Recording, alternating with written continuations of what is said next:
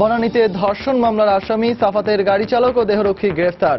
গুলশানে আপন জুয়েলার্সের শোরুমে অভিযান, দিলদার সহ সব মালিককে তলব।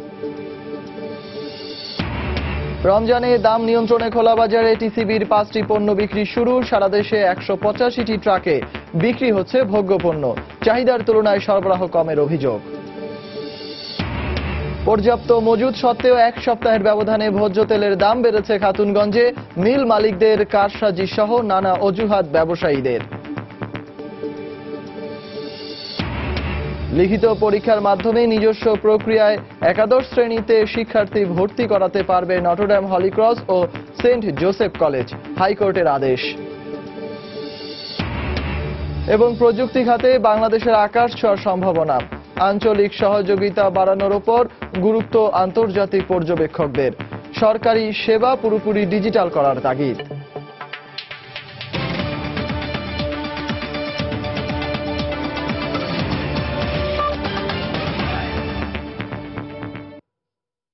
প্রবাসের সময়ে সঙ্গে আছি আমি সজল মিত্র রিচার্ড। রমজান উপলক্ষে সারা দেশে খোলা বাজারে নিত্য প্রয়োজনীয় 5টি পণ্য বিক্রি শুরু করেছে trading corporation of Bangladesh TCB. কোথাও অনিয়মের খবর না পাওয়া গেলেও চাহিদার তুলনায় সরবরাহ কম থাকার অভিযোগ রয়েছে ডিলারদের। অভিযোগ পেলে অনিয়মের বিরুদ্ধে তাৎক্ষণিক ব্যবস্থা নেওয়ার আশ্বাস দিয়েছে টিসিবি। সোমবার সকাল থেকে রাজধানী সহ জেলাগুলোতে রমজান উপলক্ষে ন্যায্য মূল্যে খোলা বাজারে 5টি নিত্য প্রয়োজনীয় পণ্য বিক্রি শুরু করেছে টিসিবি। খোলা বাজারে চিনি বিক্রি হচ্ছে 55 টাকা দরে, প্রতি লিটার সয়াবিন তেলের দাম নির্ধারণ করা হয়েছে 85 টাকা। এছাড়া ছোলা প্রতি কেজি 70 টাকা, মসুর ডাল 80 টাকা আর খেজুর বিক্রি হচ্ছে 120 টাকা দরে। সারা দেশে 185টি ট্রাকে এই পণ্য বিক্রি করছে টিসিবি। ঢাকায় 33টি, চট্টগ্রামে 10টি, অন্যান্য বিভাগীয় শহরে 5টি এবং জেলা শহরে 2টি করে মোট 2811 জন ডিলার ও 10টি খুচরা দোকানে বিক্রি হচ্ছে টিসিবির পণ্য। তবে চাহিদার তুলনায় সরবরাহ পর্যাপ্ত নয় বলে দাবি ডিলারদের। যে পরিমাণে মাল আছে হয়তো দেখা গেল 2-3 ঘন্টা বা 4 ঘন্টার মধ্যে শেষ হয়ে যাবে, অনেকে পাইবো না, যার কারণে সবাই দেওয়ার জন্য ওই 2 কেজি করে দিতেছি। আমাদেরকে প্রতিদিন আজকে 1500 কেজি বরাদ্দ দিচ্ছে। আমরা প্রতিদিন একজন ভোক্তাকে 4 কেজি চিনি, 5 কেজি ছোলা, 3 কেজি মসুর ডাল এবং 5 লিটার সয়াবিন তেল দিব। চাহিদার তুলনায় সরবরাহ কম থাকায় সীমিত পরিমাণ পণ্য কিনতে হচ্ছে ক্রেতাদের। তবে বাজারের তুলনায় দামে কম পাওয়ায় সন্তুষ্ট তারা। নিত্য প্রয়োজনীয় আইটেম আরো কিছু আইটেম দেওয়া দরকার। খেজুর আজকের জন্য নাই, বলতেছে আগামী দিন থেকে দিব। এগুলো তো বাজার থেকে একটু দাম তো কমই, মানও ভালো আছে এবং দামও কম আছে। যেখানে বাজারের অবস্থা অস্থির, সেখানে টিসিবিতে আমরা ন্যায্য মূল্যে জিনিসপত্র পাচ্ছি। 3 দফায় ডিলারদের প্রয়োজনীয় পণ্য সরবরাহ করা হবে বলে জানিয়েছে টিসিবি। মনিটরিং সেল গঠন করে যে কোনো ধরনের অনিয়মে তাৎক্ষণিক ব্যবস্থা নেওয়ারও আশ্বাস দিয়েছে টিসিবি। যদি কোথাও কোনো অনিয়ম পাওয়া যায় আমরা তাৎক্ষণিকভাবে ব্যবস্থা গ্রহণ করে থাকি। আশা করি গতবার যেরকম আমাদের পণ্যের প্রচুর চাহিদা ছিল, এই বছরও সেই পরিমাণ চাহিদাই থাকবে। টিসিবির এই পণ্য বিক্রি কার্যক্রম চলবে পুরো রমজান মাস জুড়ে। সানবীর রূপল, সময় সংবাদ, ঢাকা। আন্তর্জাতিক বাজারে বুকিং রেট বেড়ে যাওয়া, দেশীয় মিল থেকে পর্যাপ্ত সরবরাহ না আসা, মোকামে অবৈধভাবে মজুত করার পাশাপাশি বাজারে চাহিদা অস্বাভাবিক হারে বেড়ে যাওয়ার মতো অজুহাতের কবলে পড়েছে ভোজ্য তেলের বাজার। আর এসব অজুহাত দেখিয়ে এক সপ্তাহের ব্যবধানে পাইকারি পর্যায়ে ভোজ্য তেলের দাম মন প্রতি বেড়েছে 30 থেকে 60 টাকা পর্যন্ত, আর কেজিতে 2 টাকা। এই অবস্থায় দেশের ভোজ্য তেলের বাজার অস্থিতিশীল করে তোলার জন্য মিল মালিকদের দায়ী করেছেন সাধারণ ব্যবসায়ীরা। বিস্তারিত জানাচ্ছেন কমল দে। দেশে বছর জুড়ে ভোজ্য তেলের চাহিদা রয়েছে 13 থেকে 14 লাখ মেট্রিক টন। শুধুমাত্র রমজান মাসে চাহিদা রয়েছে 2.5 লাখ মেট্রিক টনের সামান্য বেশি। আর ভোজ্য তেলের পুরোটাই বিদেশ থেকে আমদানি করতে হয়, যে কারণে আন্তর্জাতিক বাজারের সাথে এখানকার বাজারও তেলের দাম ওঠানামা করে।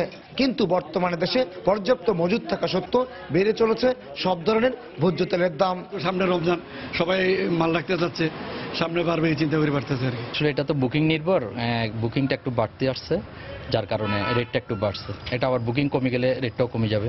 এটা দৈনিক উঠানামা করে। আন্তর্জাতিক বাজার বেশি এবং বুকিং বেশি, সেই জন্য 30 টাকা কি বন্ধ করে দিতে হবে।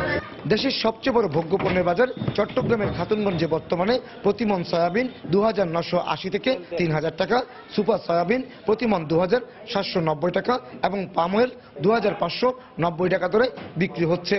তবে ডেলিভারি অর্ডার বা ডিও ব্যবসায়ীরা এই দরে বিক্রি করলেও পাইকারি ব্যবসায়ীরা প্রতিমানে বাড়তি 50 থেকে 100 টাকা বেশি দরে বিক্রি করছে।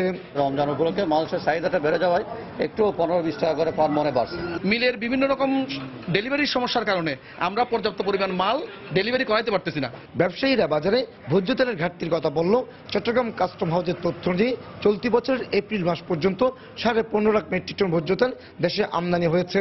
এছাড়া বর্তমানে তেলবাহী 6টি জাহাজ বন্দরে খালাসের অপেক্ষায় রয়েছে। কমল দে, সময় সংবাদ, চট্টগ্রাম।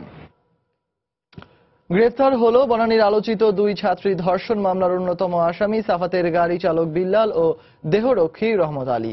র্যাব জানিয়েছে, পুরান ঢাকার নবাবপুরের একটি হোটেল থেকে গাড়ি চালক বিল্লালকে গ্রেফতার করা হয়।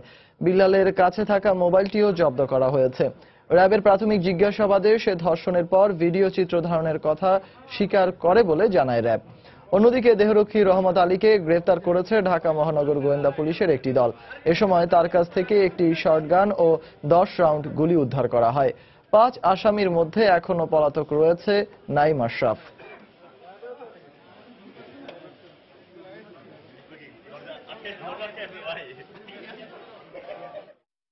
নবাবপুর রোডের ইব্রাহিম নামক একটি হোটেল, সেই হোটেলে বেলাল অবস্থান করছে।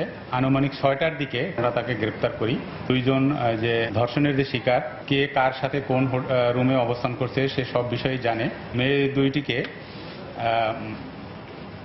গর্ভনিরোধ পিল খাওয়ানোর চেষ্টা করে, কিন্তু ওই ডাক্তার রাজি না হওয়াতে তাকে মারধর করা হয় এবং তার সামনে ইয়াবা দিয়ে ভিডিও করা হয় যে যাতে সেই ঘটনাটি প্রকাশ না করে, এবং সেই ভিডিওটি এই বিল্লালি করে।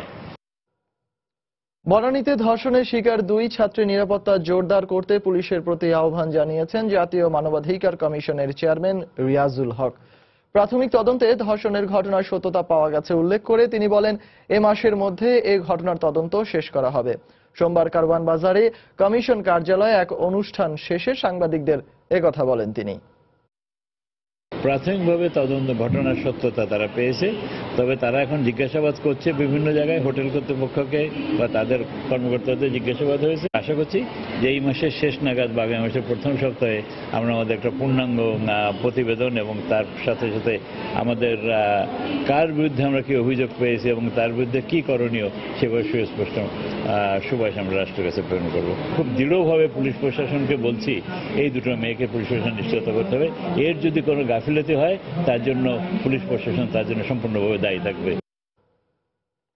ভ্যাট ও শুল্ক ফাঁকি এবং মানি লন্ডারিং এর অভিযোগে জিজ্ঞাসাবাদের জন্য আগামী 17 মে দিলদার আহমেদ সহ আপন জুয়েলার্সের সব মালিকদের তলব করেছে শুল্ক গোয়েন্দা বিভাগ। এছাড়া একই দিন হোটেলে অবৈধ মদ রাখা ও ভ্যাট ফাঁকির অভিযোগে রেন্টি হোটেল কর্তৃপক্ষকেও তলব করেছে তারা। এদিকে আপন জুয়েলার্সের গুলশানের সুবাস্তু ইমাম স্কয়ারের শাখা থেকে 187 কেজি স্বর্ণ ও 114 কোটি টাকার ডায়মন্ড সিলগালা করে দেয়া হয়েছে। 17 মে এ বিষয়ে শুনানি হবে। বনানীতে বিশ্ববিদ্যালয়ের 2 ছাত্রী ধর্ষণের ঘটনার পর নজরদারিতে আনা হয় এ মামলায় গ্রেফতার হওয়া অন্যতম আসামি সাফাতের বাবা দিলদার হোসেনের মালিকানাধীন ব্যবসা প্রতিষ্ঠান আপন জুয়েলার্স। চোরাচালান এবং মানি লন্ডারিং এর অভিযোগ আনা হয় প্রতিষ্ঠানটির বিরুদ্ধে। এ অবস্থায় সকালে রাজধানীর কাকরাইলে শুল্ক গোয়েন্দা অধিদপ্তরের প্রধান কার্যালয়ে সংস্থাটির মহাপরিচালক ডক্টর মইনুল খান সাংবাদিকদের জানান, আপন জুয়েলার্সের শোরুমগুলোতে তাদের অভিযান অব্যাহত থাকবে।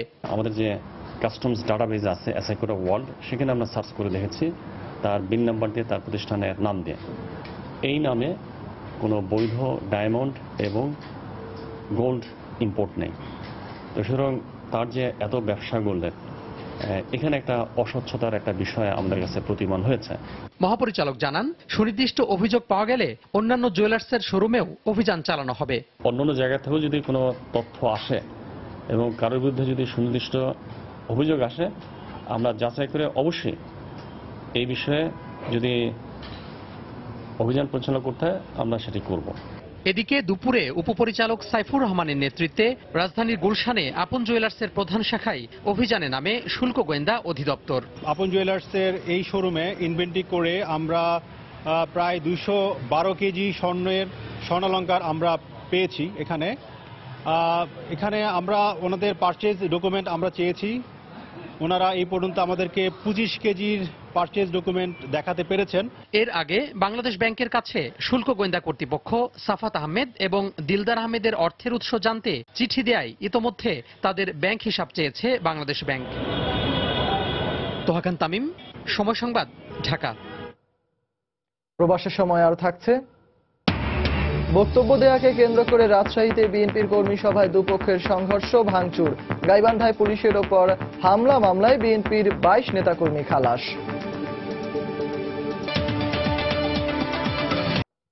সেনানিবাস এলাকায় অবৈধ স্থাপনা নির্মাণের দণ্ড হিসাবে 50,000 টাকা জরিমানার বিধান রেখে সেনানিবাস আইন 2017 এর খসড়ায় চূড়ান্ত অনুমোদন দিয়েছে সরকার।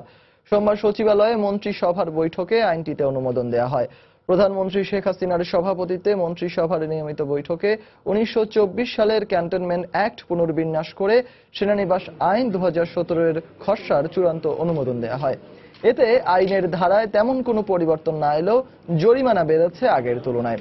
বৈঠক শেষে মন্ত্রিপরিষদ সচিব সাংবাদিকদের জানান, এই আইনে সেনানিবাস এলাকায় ট্রাফিক নিয়ম, দালান নির্মাণ সহ বেশ কিছু বিষয়ে নির্দেশনা দেয়া আছে। পাশাপাশি এসব নিয়মের ব্যতিক্রম হলে বিধি মাফিক জরিমানার বিষয়টিও অন্তর্ভুক্ত রয়েছে।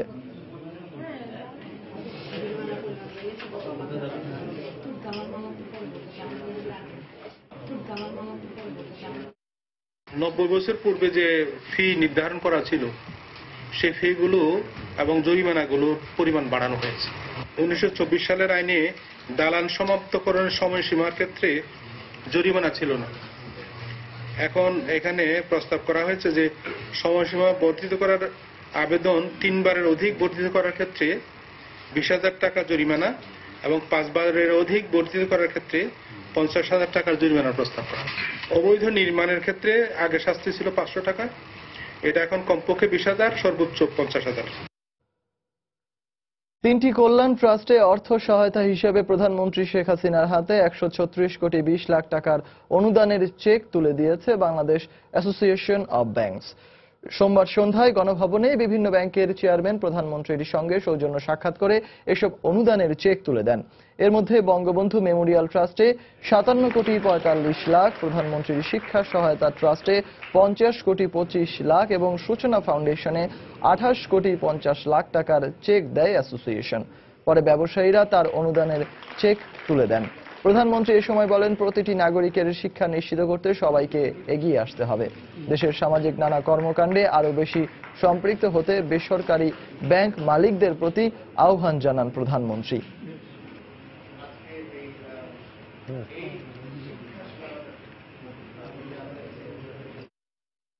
নটরডেম, হলিক্রস ও সেন্ট জোসেফ কলেজ লিখিত পরীক্ষার মাধ্যমে নিজস্ব প্রক্রিয়ায় একাদশ শ্রেণীতে শিক্ষার্থী ভর্তি করতে পারবে বলে রায় দিয়েছেন হাইকোর্ট।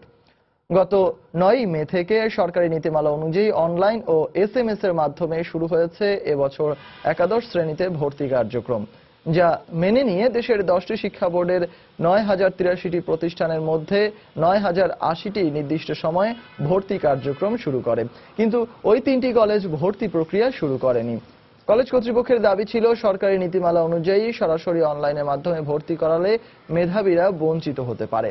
সোমবার হাইকোর্টের রায়ের পর নটরডেম কলেজ কর্তৃপক্ষ অনলাইনে 2017-18 শিক্ষাবর্ষে একাদশ শ্রেণীতে ভর্তি বিজ্ঞপ্তি প্রকাশ করেছে।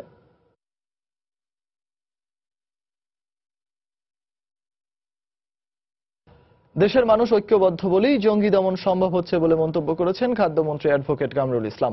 এছাড়া সন্তান যাতে মাদক ও জঙ্গিবাদে জড়িয়ে না পড়ে তার জন্য অভিভাবকদের সচেতন থাকার আহ্বান জানিয়েছেন তিনি। সোমবার বিকেলে রাজধানী কেরানীগঞ্জে জঙ্গিবাদ ও সন্ত্রাস এবং মাদকের বিরুদ্ধে সচেতনতা সৃষ্টির লক্ষ্যে কমিউনিটি পুলিশিং সমাবেশে প্রধান অতিথির বক্তব্যে একথা বলেন তিনি। সমাবেশকে কেন্দ্র করে দুপুরের পর থেকেই সমাবেশ স্থলে আসতে শুরু করেন আমন্ত্রিত অতিথিরা। পাশাপাশি যোগ দেন বিভিন্ন এলাকার রাজনৈতিক নেতাকর্মীরা। পরে অতিথিদের সঙ্গে নিয়ে বেলুন ও পায়রা উড়িয়ে সমাবেশের উদ্বোধন করেন খাদ্যমন্ত্রী।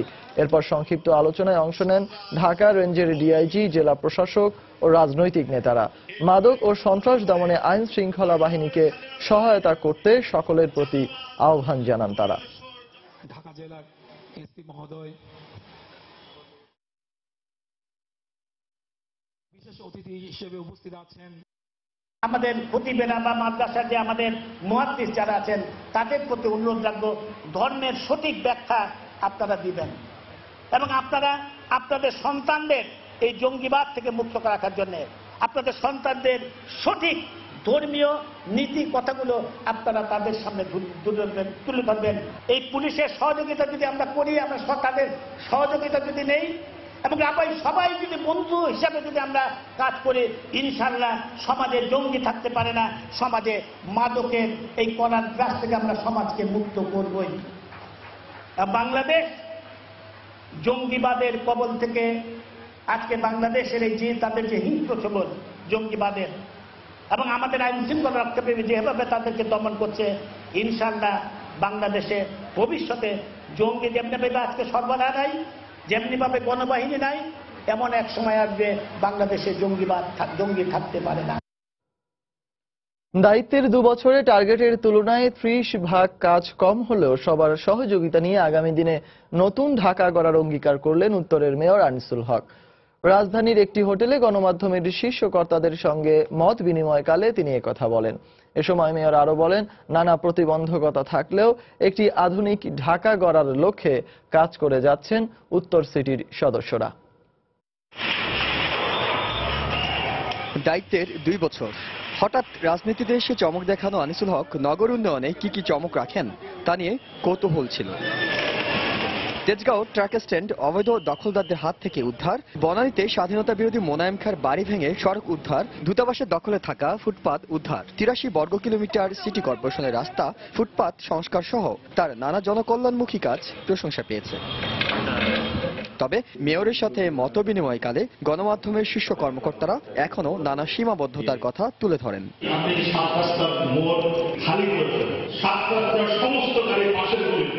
মহাকালী বাস স্ট্যান্ডের কথা বলছেন আপনি, সারা তেজগাঁওয়ের সমস্ত রাস্তায় মহাকালীতে আপনার বাসের পার্টি হয়ে গেছে। আমাদের যে স্কুল কলেজের মাঠগুলো ছিল সেই মাঠগুলো সকলকে দেওয়া হয়ে গেছে। আগামীতে নির্বাচন সামনে আসছে, সেই নির্বাচন কেন্দ্র করে রাজধানী ঢাকা হয়তো কিছুটা রাজনৈতিক উত্তাপ সৃষ্টি হতে পারে। সেই সময় আপনি কিভাবে কাজ করতে চান? প্রথম 2 বছরকে পরিকল্পনার অধ্যায় হিসেবে ঘোষণা দিয়ে আনিসুল হক বলেন, আগামী 3 বছর হবে সোনালী সূর্য ওঠার সময়। এই 2 বছরে পুরো কাঙ্ক্ষিত লক্ষ্য অর্জন করতে পারেননি বলেও মনে করেন তিনি। আমার প্লেস ছিল, আমার ইলেকশন কমিটমেন্ট ছিল ক্লিন ঢাকা, গ্রিন ঢাকা, ভালো রাস্তার ঢাকা, যানজট মুক্ত ঢাকা, জলজট মুক্ত ঢাকা। শত শত কমিটমেন্ট করেছি এবং কমিটমেন্ট করে এসে দেখলাম যে অনেক জায়গা খুবই কঠিন। তারপর আমরা কিছু প্রয়াস নিয়েছি। আগামী 3 বছর আছে, এটি দেখলেই ভোরের সূর্য উঠছে বা কিছুটা উঠেছে, এটি দেখলে আপনারা নিশ্চয়ই কনভিন্সড হবেন যে আমরা চেষ্টা করব আমাদের কাজ করতে। প্রতিশ্রুতি অনুযায়ী একটি সবুজ ঢাকা গড়তে মেয়রের উপর আস্থা রাখার অনুরোধ জানিয়ে জনগণকেও এই ব্যাপারে এগিয়ে আসার আহ্বান জানান তিনি। থাকুন আমাদের সঙ্গে, আমরা ঢাকা শহর বদলে দেব। ইহসান জুয়েল, সময় সংবাদ, ঢাকা। প্রবাসের সময় আরো থাকছে, শরীয়তপুরে ঝড়ে শিশুসহ 2 জন নিহত, আহত অন্তত 30, 2 শতাধিক বাড়িঘর লণ্ডভণ্ড। আমৃত্যু কারাগারেই থাকতে হচ্ছে যুদ্ধাপরাধী দেলোয়ার হোসেন সাঈদীকে। ফাঁসি চেয়ে রাষ্ট্রপক্ষ এবং খালাস চেয়ে আসামি পক্ষের আবেদন খারিজ করে দেয়ায় তার আমৃত্যু কারাদণ্ডেই রায় বহাল থাকে। রায়ের প্রতিক্রিয়ায় অ্যাটর্নি জেনারেল মাহবুবে আলম বলেন, ট্রাইব্যুনালের প্রসিকিউশন এবং তদন্ত সংস্থার গাফিলতির কারণেই এই যুদ্ধাপরাধীর সর্বোচ্চ শাস্তি নিশ্চিত করা যায়নি। প্রথম মামলা হিসেবে মানবতাবিরোধী অপরাধের দায়ে 2013 সালের 28 ফেব্রুয়ারি যুদ্ধাপরাধী দেলোয়ার হোসেন সাঈদীকে মৃত্যুদণ্ড দিয়েছিল আন্তর্জাতিক অপরাধ ট্রাইব্যুনাল। এর পরের বছর সংখ্যাগরিষ্ঠ বিচারপতির মতের ভিত্তিতে সাঈদীর সাজা কমিয়ে আমৃত্যু কারাদণ্ড দেন আপিল বিভাগ। গত বছরের জানুয়ারিতে এই রায়টিও পুনর্বিবেচনা চেয়ে আবেদন করে রাষ্ট্র ও আসামিপক্ষ। এর প্রায় 14 মাস পর 2 কার্যদিবস শুনানি শেষে সোমবার 2টি রিভিউ আবেদনই খারিজ করে দিলেন সর্বোচ্চ আদালত। আদালত শুনানিতে বলেন, রিভিউতে সাজা বাড়ানোর নজির নেই। আমাদের 2টি রিভিউ পিটিশনে খারিজ করে দিয়েছে।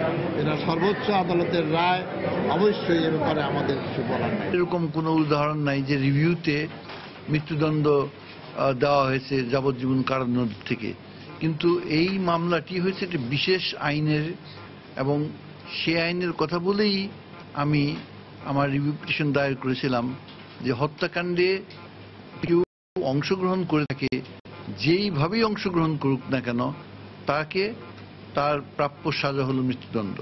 আপিল বিভাগ বলেন, মামলাটির যথাযথ তদন্ত করা গেলে রায় অন্য কিছু হতে পারত।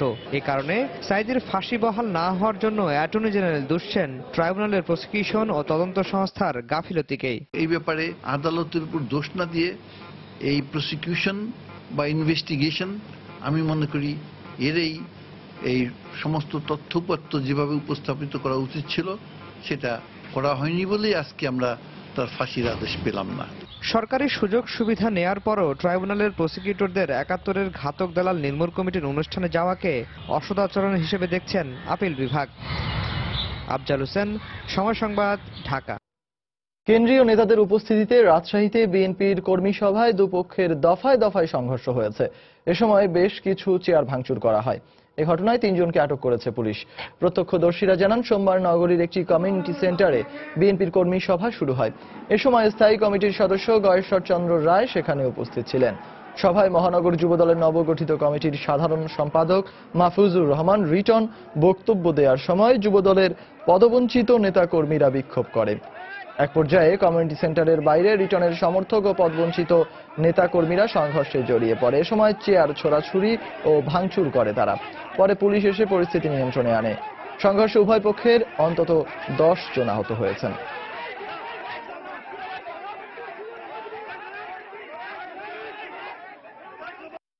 কিছু লোককে তারা এসে দেখি একজনকে মারতে যাচ্ছিল, আমরা সঙ্গে সঙ্গে তাদেরকে ধাওয়া করছি।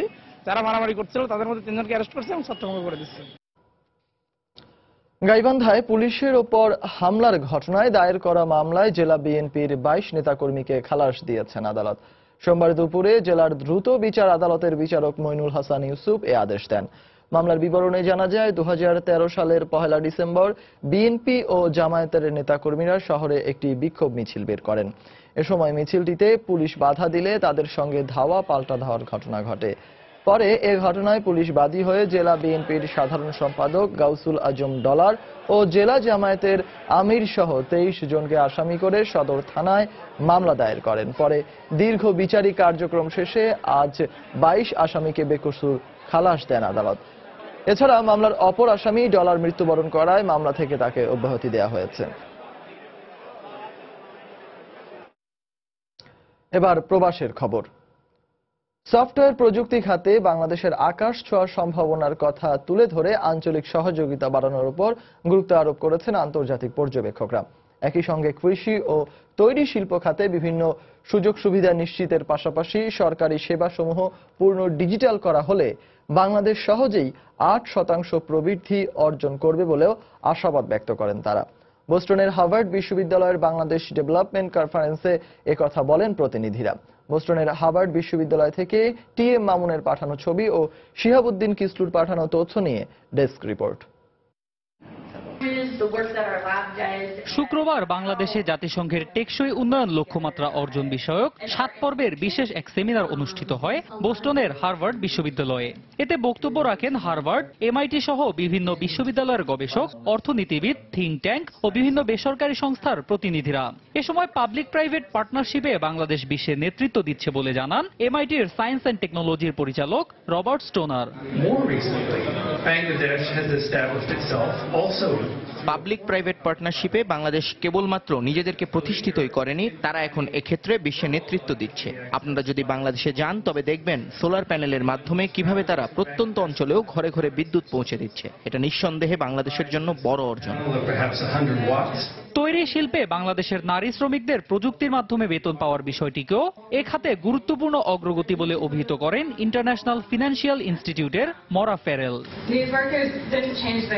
বাংলাদেশে তৈরি পোশাক শিল্পের শ্রমিকদের একটি বড় অংশ মোবাইলে ব্যাংকিং এর সুবিধা নিচ্ছে, এমনকি তারা তাদের বেতনও মোবাইলে অ্যাকাউন্টের মাধ্যমে পেয়ে থাকেন। এর ফলে তারা কেবল মোবাইল ব্যাংকিং এর মাধ্যমে সঞ্চয় করছেন না, বরং জরুরি প্রয়োজনে সেই অ্যাকাউন্টের টাকা খরচও করতে পারছেন।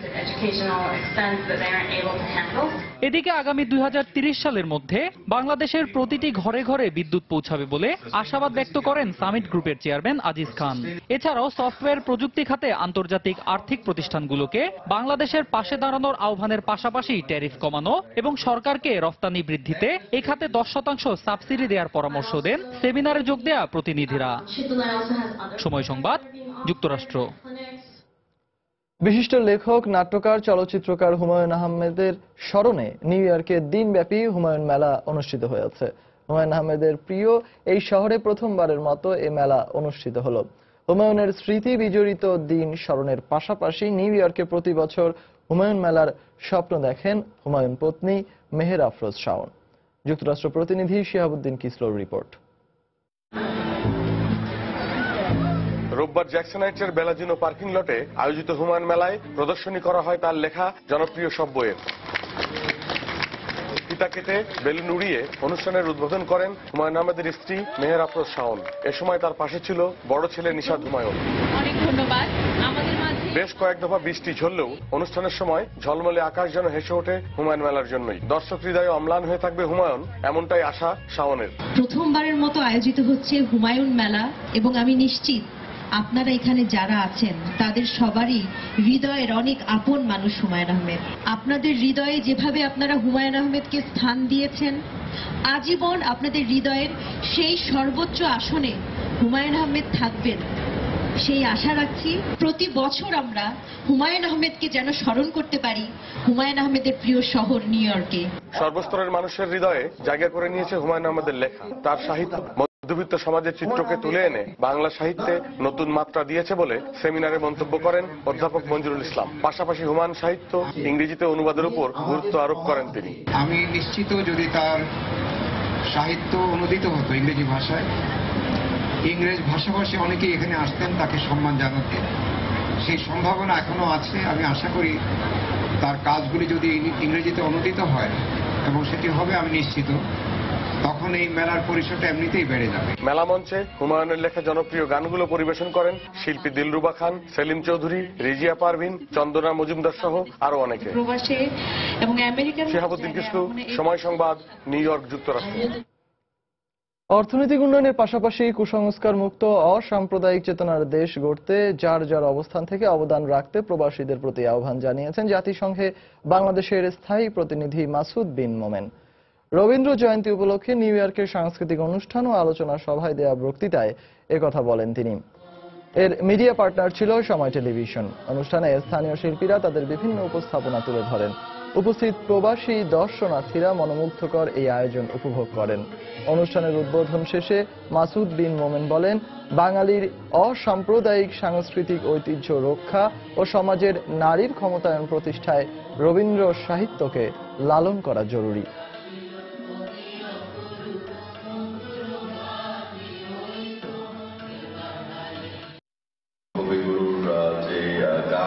বা তার কবিতা বা অন্যান্য যে সমস্ত নাটক আছে বা ওনার গীতিনাট্য আছে, এই সবগুলোতে যে মূল বাণীটা আছে সেটা বাঙালির চরিত্রের সাথে ওতপ্রোতভাবে জড়িত। আমি বলবো যে সৃষ্টির সাথে এবং স্রষ্টার সাথে আমাদের যে সম্পর্ক, সেটা কবিগুরু আমাদের খুব সুন্দর করে দেখিয়ে দিয়েছেন। এবং বাঙালির প্রতিটি অকেশনের জন্যই কবিগুরুর কোনো না কোনো গান বা কবিতা আমরা বেছে নিতে পারি। মানবতার জন্য ঐক্য, এই স্লোগানকে নিয়ে অনুষ্ঠিত হতে যাচ্ছে চলতি বছরের federation of Bangladeshi association in North America FOBANA সম্মেলন। ফ্লোরিডার পর্যটন শহর মায়ামিতে 6 থেকে 8 অক্টোবর 3 দিন ব্যাপী 31তম ফোভানা সম্মেলন হবে। শনিবার নিউ ইয়র্কের জ্যাকসন হাইটসের পালকি সেন্টারে আয়োজিত এক সংবাদ সম্মেলনে ফোবানার কর্মকর্তারা জানান, বাঙালির হাজার বছরের শান্তি, সম্প্রীতি ও সাংস্কৃতিক ঐতিহ্য তুলে ধরাই ফোবানা সম্মেলনের অন্যতম লক্ষ্য। এবারের সম্মেলনে $3 লাখ বাজেট ধরা হয়েছে।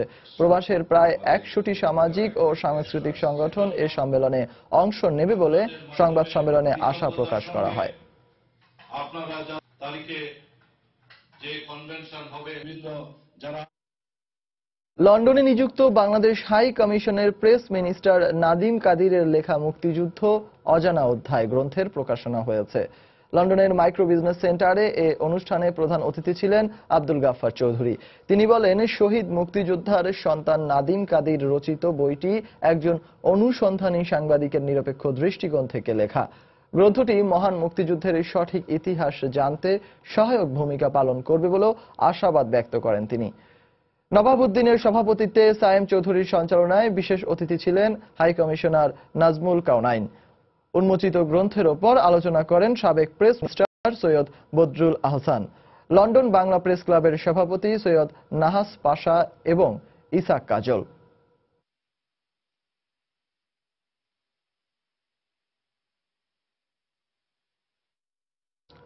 যুক্তরাজ্যে প্রতিষ্ঠিত সিলেটের শেরপুর ওয়েলফেয়ার ট্রাস্ট ইউকে এর নবনির্বাচিত কমিটির অভিষেক হয়েছে। রোববার পূর্ব লন্ডনের স্থানীয় হলে আয়োজিত অনুষ্ঠানে সভাপতিত্ব করেন সংগঠনের সভাপতি জয়নাল আবেদিন। সাধারণ সম্পাদক আব্দুল ওদুদ দীপকের সঞ্চালনায় প্রধান অতিথি ছিলেন লন্ডন বাংলা প্রেস ক্লাবের সভাপতি সৈয়দ নাহাস পাশা। এ সময় বক্তব্য দেন AKM আবু তাহের চৌধুরী, ব্যারিস্টার আবুল কালাম, অধ্যাপক আব্দুল রব খান মেয়র, অধ্যাপক আব্দুল হাই সহ প্রমুখ।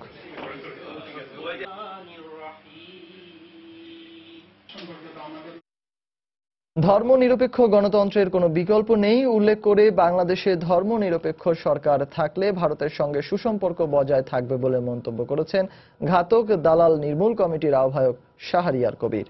ভারত বাংলাদেশ মৈত্রী সমিতির উদ্যোগে কলকাতার গোর্কি সদনে আন্তর্জাতিক আলোচনা চক্রে অংশ নিয়ে সাংবাদিকদের কথা বলেন তিনি। একই সঙ্গে তিস্তার পরিবর্তে তোরসা নদী নিয়ে মতবিরোধের বিষয়ে তিনি বলেন, বাংলাদেশ ও ভারতের মধ্যকার যে কোনো সমস্যাই আলোচনার ভিত্তিতে সমাধান করা সম্ভব।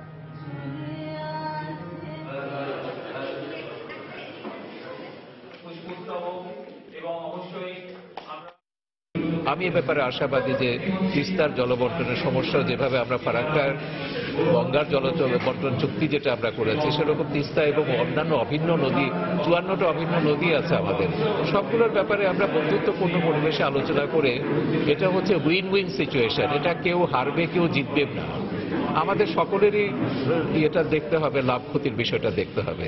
আমাদের ধর্মনিরপেক্ষ গণতন্ত্রের জন্য বাংলাদেশ স্বাধীন হয়েছে, ভারতবর্ষের সংবিধানও তাই বলা আছে, ধর্মনিরপেক্ষ গণতন্ত্রের কোনো বিকল্প নেই, এটি এই মানবিক মর্যাদাটাকে আমাদের তুলে ধরতে হবে। বাংলাদেশের জাতীয় প্রেস ক্লাবের সভাপতি শফিকুর রহমান সহ ক্লাবের 3 সদস্যের প্রতিনিধি দলকে সম্বর্ধনা দিয়েছে কলকাতা প্রেস ক্লাব। রোববার এক সাড়ম্বর আয়োজনের মধ্য দিয়ে কলকাতা প্রেস ক্লাবের বর্তমান ও প্রাক্তন কর্মকর্তাদের উপস্থিতিতে এই সম্বর্ধনার আয়োজন করা হয়। অনুষ্ঠানে সভাপতিত্ব করেন কলকাতা প্রেস ক্লাবের বর্তমান সভাপতি হশিশ সুর। এতে প্রধান অতিথি ছিলেন বাংলাদেশের জাতীয় প্রেস ক্লাবের সভাপতি শফিকুর রহমান। বিশেষ অতিথি ছিলেন কলকাতা প্রেস ক্লাবের সম্পাদক কিংসুক প্রামাণিক, বাংলাদেশ স্বাধীনতা সাংবাদিক ফোরামের সভাপতি বরুণ ভৌমিক নয়ন এবং সিনিয়র সাংবাদিক কল্যাণ সাহা। অনুষ্ঠানে সঙ্গীত পরিবেশন করেন স্বাগতলী দাস গুপ্ত এবং সুতপা বন্দ্যোপাধ্যায়।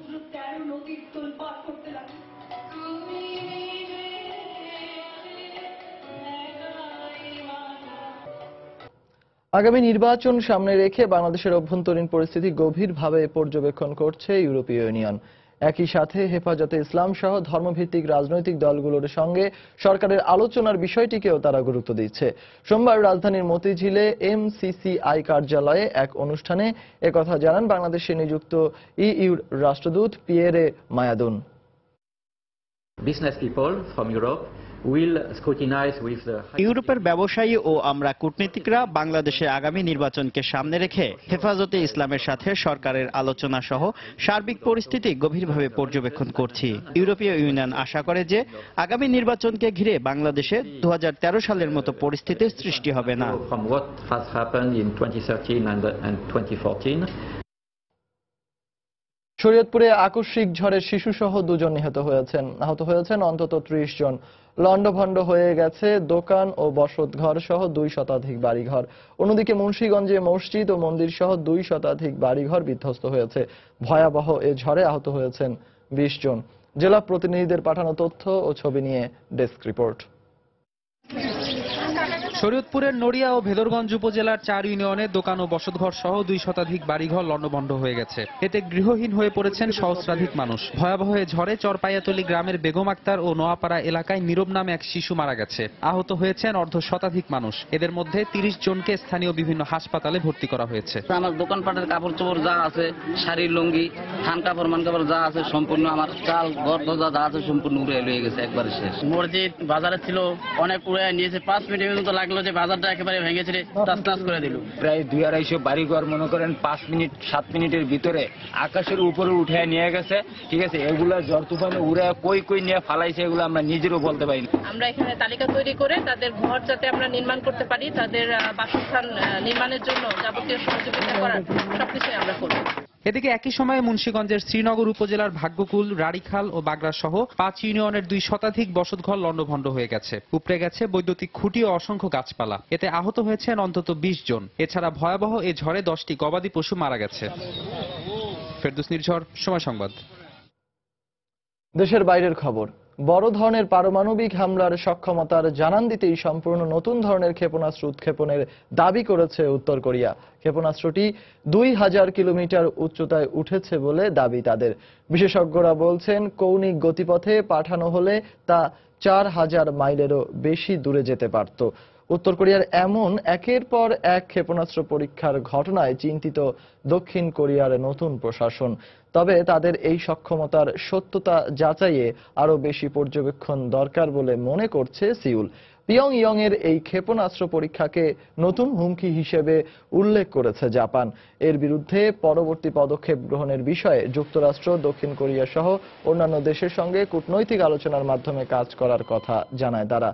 এদিকে ক্ষেপণাস্ত্র পরীক্ষা অব্যাহত রাখায় কিম জং উনকে বিকৃত মস্তিষ্কের ব্যক্তি বলে মন্তব্য করেছেন জাতিসংঘে নিযুক্ত মার্কিন রাষ্ট্রদূত নিকি হ্যালি। এর আগে প্রেসিডেন্ট ট্রাম্প পিয়ংইয়ং এর বিরুদ্ধে কঠোর পদক্ষেপ গ্রহণের হুঁশিয়ারি দিলেও বিশ্লেষকরা বলছেন উত্তর কোরিয়ার সঙ্গে যুদ্ধে জড়ানোর সাহস দেখাবেন না ট্রাম্প। তবে উত্তর কোরিয়ার এমন তৎপরতাকে নিজেদের জন্য হুমকি বলে মানতে নারাজ রাশিয়া। Они выполнили этот приказ.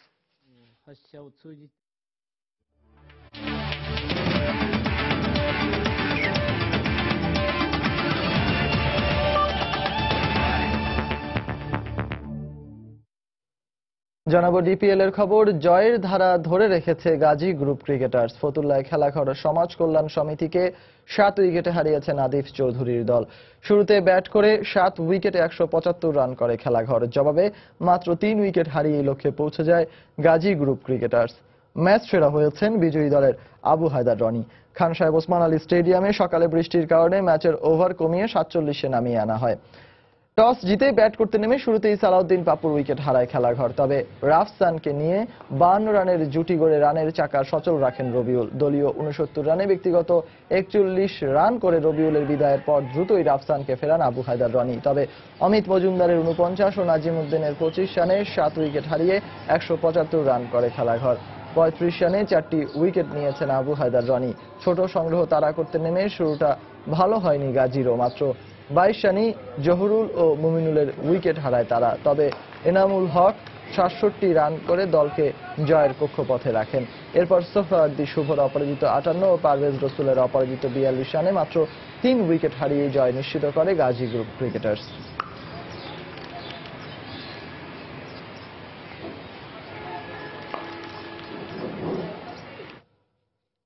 এ পর্যায়ে শীর্ষ সংবাদগুলো জানিয়ে দিচ্ছি আরো একবার। বনানীতে ধর্ষণ মামলার আসামি সাফাতের গাড়ি চালক ও দেহরক্ষী গ্রেফতার।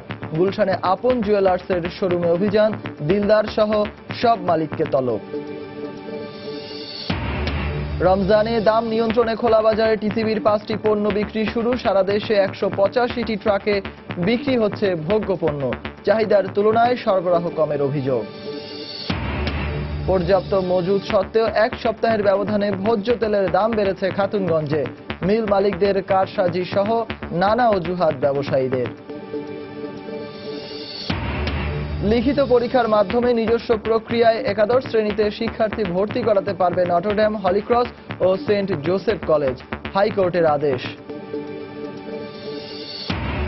এবং প্রযুক্তি খাতে বাংলাদেশের আকাশ ছোঁয়া সম্ভাবনা, আঞ্চলিক সহযোগিতা বাড়ানোর উপর গুরুত্ব আন্তর্জাতিক পর্যবেক্ষকদের। সরকারি সেবা পুরোপুরি ডিজিটাল করার তাগিদ। এই ছিল প্রবাসের সময়। যে কোনো খবর পেতে ভিজিট করুন সময়নিউজ.tv। যে কোনো বাংলা লিংক ও রবি নম্বর থেকে সময় সংবাদের খবর, অনুষ্ঠান সূচি জানতে এবং যে কোনো তথ্য সময় সংবাদকে জানাতে ডায়াল করুন 16242 নম্বরে। এছাড়া এইমাত্র পাওয়া খবর আপনার মোবাইলে পেতে SMS করুন *BN লিখে পাঠিয়ে দিন 16242 নম্বরে। সঙ্গে থাকুন সময়ের।